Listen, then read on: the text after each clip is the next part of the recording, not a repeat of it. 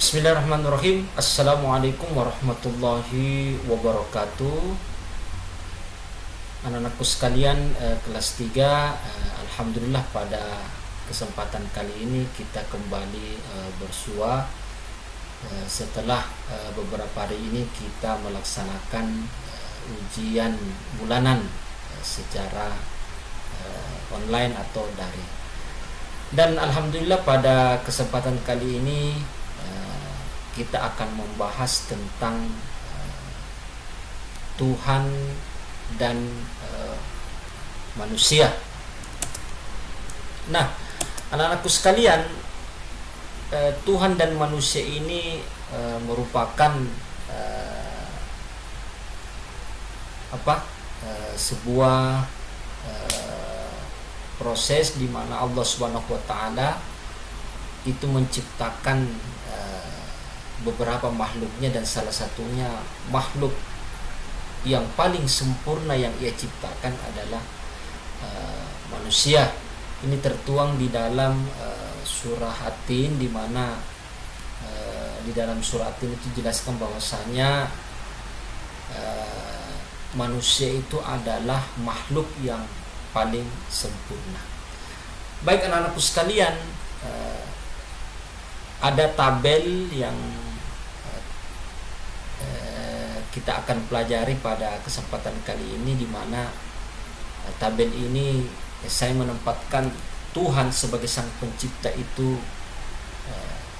berada di atas, karena memang Allah Subhanahu wa taala itu adalah maha di atas segala-galanya. Nah, kemudian di bawahnya itu ada manusia. Jadi Tuhan sebagai sang pencipta, manusia itu sebagai makhluk hidup seperti itu. Kemudian manusia di dalam kehidupannya itu dia diberikan ada namanya takdir. Jadi saya sudah jelaskan takdir itu ada takdir mubrang dan ada takdir muallaq.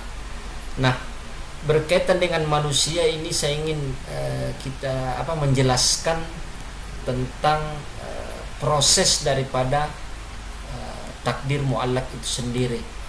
Jadi manusia itu yang pertama ada namanya ikhtiar. Jadi ikhtiar itu adalah usaha.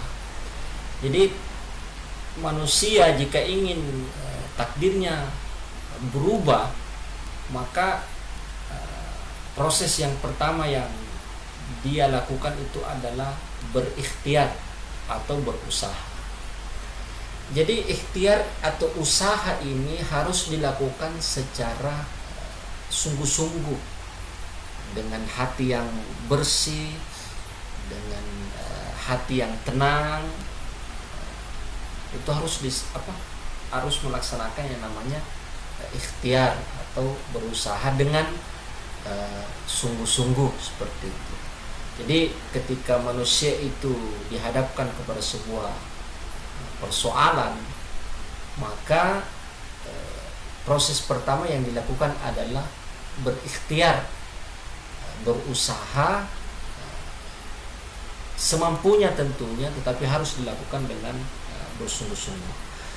Kemudian proses yang kedua itu ada namanya doa. Jadi doa ini boleh dibilang adalah ikhtiar ukhrawi namanya. Jadi ada ikhtiar duniawi. Ikhtiar duniawi itu artinya ikhtiar usaha yang dilakukan di dunia. Seperti apa? Seperti bekerja dan sebagainya. Kemudian ada namanya ikhtiar ukhrawi, ikhtiar akhirat. Ikhtiar akhirat itulah yang disebut sebagai doa. Jadi ada bekerja sebagai bagian dari ikhtiar, dari usaha. Ada juga berdoa sebagai bagian dari kita beribadah kepada Allah Subhanahu wa taala. Nah, ketika usaha sudah kita lakukan dengan maksimal, dengan sungguh-sungguh, doa juga kita sudah laksanakan dengan sungguh-sungguh, maka saatnya tiba yang namanya tawakal. Jadi tawakal ini bukan fase pertama. Tawakal ini adalah fase terakhir. Jadi diawali oleh ikhtiar, kemudian doa, kemudian ada namanya tawakal. Jadi inilah tiga proses yang harus dijalankan manusia agar takdir muallaknya itu bisa berubah. Adapun kalau ketiga-tiganya ini sudah kita laksanakan, ikhtiar, doa, tawakal, keputusan itu ada di tangan Allah Subhanahu wa taala. Jadi Allah yang menentukan daripada nasib kita seperti itu. Jadi kita tidak tahu ini apakah ikhtiar kita ini berhasil atau tidak. Kita tidak tahu apakah doa kita ini diterima atau tidak, apakah tawakal kita ini diterima atau tidak. Itu sepenuhnya hak Allah untuk menentukan nasib. Kita hanya bisa berikhtiar, kita hanya bisa berdoa, dan kita hanya bisa bertawakal. Tetapi begini anak-anakku sekalian, saya kasih contoh misalnya sholat misalnya. Kita ini tidak tahu apakah sholat kita ini diterima atau tidak. Kita tidak tahu.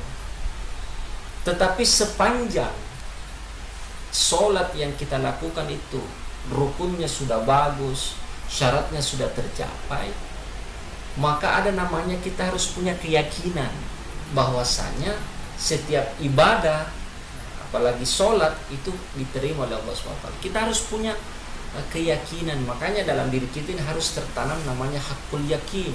Hakul yakin itu artinya adalah sepenuhnya yakin bahwasanya apa yang kita lakukan di dunia ini, sepanjang itu kita sudah berikhtiar berdoa, maka kita harus punya keyakinan bahwasanya apa yang kita lakukan di dunia ini insya Allah diterima oleh Allah Subhanahu wa taala. Karena ada ungkapan, sebesar keinsafanmu, sebesar itu pula yang kau dapat. Sebesar usahamu, besar pula yang kau dapat. Sebaliknya, kecil usahamu, maka kecil pula yang akan kau dapat. Pun ada juga ungkapan lain yang mengatakan bahwa hasil itu tidak pernah mengkhianati yang namanya proses. Jadi kita harus yakin bahwasanya apa yang kita lakukan di dunia ini, selama itu positif di mata agama, maka kita harus punya keyakinan bahwasanya itu akan diterima oleh Allah Subhanahu wa taala. Kita tidak boleh berputus asa seperti itu. Kemudian anak-anakku sekalian, apa sih pengertian ikhtiar, doa, dan tawakal itu?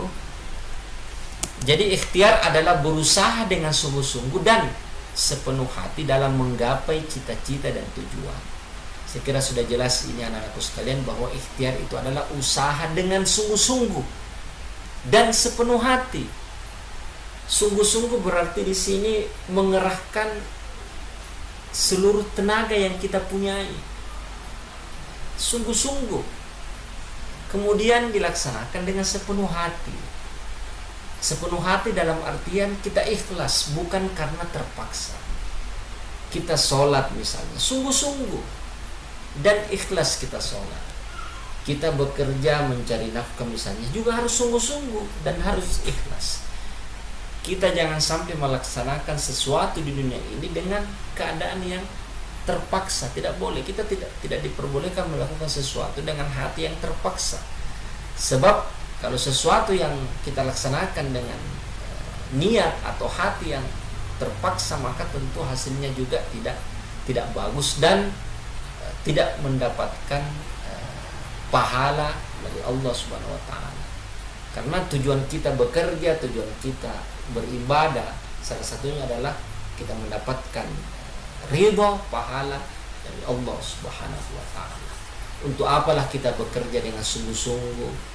Untuk apalah kita bekerja dengan capek-capek kalau toh hati ini tidak ikhlas, terpaksa, maka apalagi namanya?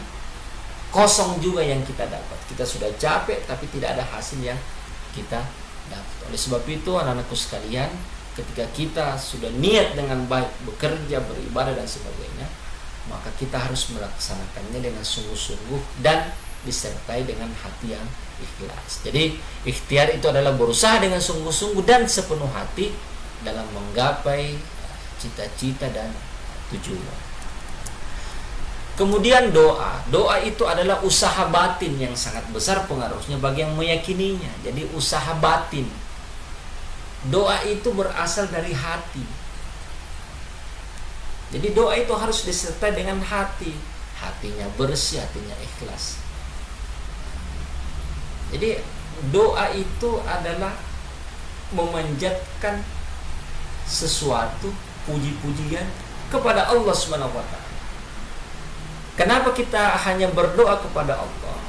Karena Allah adalah satu-satunya tempat kita meminta pertolongan, tempat kita meminta rezeki. Kepada manusia tentu kita bisa berharap, tetapi bergantung hanya kepada Allah Subhanahu wa taala. Karena Allah lah ini yang memberikan rezeki. Allah lah yang menurunkan rezekinya kepada kita. Makanya kita harus meminta kepada Allah. Kita harus mengeluh kepada Allah. Kita harus berdoa hanya kepada Allah Subhanahu wa taala. Karena kenapa kita harus berdoa kepada Allah? Karena Allah lah Sang Maha Pemberi rezeki, Sang Maha Pemberi nikmat, karunia dan sebagainya. Jadi kalau misalnya ada teman yang memberikan kita uang misalnya, uang itu rezekinya berasal dari Allah, tetapi melalui perantara manusia. Jadi manusia ini bukan yang memberikan rezeki sebenarnya. Manusia ini hanyalah perantara rezeki yang diberikan Allah Subhanahu wa taala. Karena yang menggerakkan hati manusia agar berbagi rezeki kepada sesamanya ini adalah Allah Subhanahu wa taala. Karena ada juga manusia, teman kita misalnya, saudara kita misalnya, banyak uangnya tapi hatinya tidak bergerak untuk bersedekah, berinfak, bersedekah dan sebagainya. Ya, jadi Allah lah yang menggerakkan hati manusia-manusia, hati si kaya untuk membantu si miskin dan sebagainya. Jadi doa itu adalah usaha batin, usaha hati yang sangat besar pengaruhnya bagi yang meyakininya.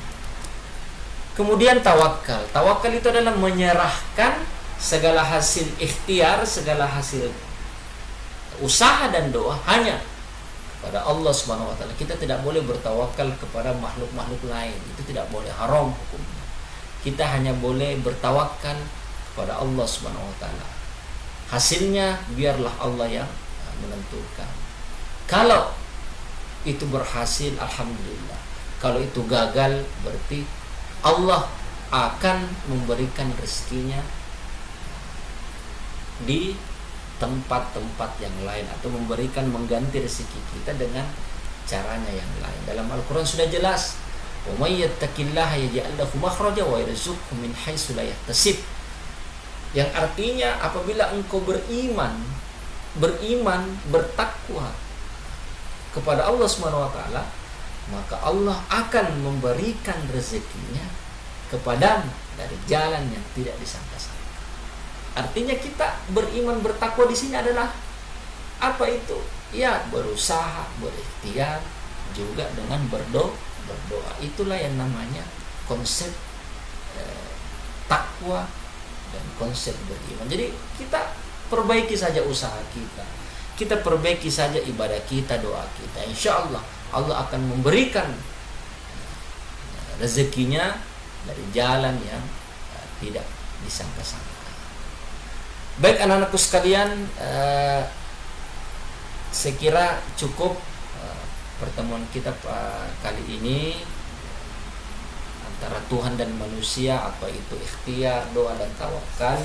Saya kira anak-anakku sekalian sudah memahami semuanya, tinggal bagaimana mengaplikasikan ini semuanya dalam kehidupan sehari-hari.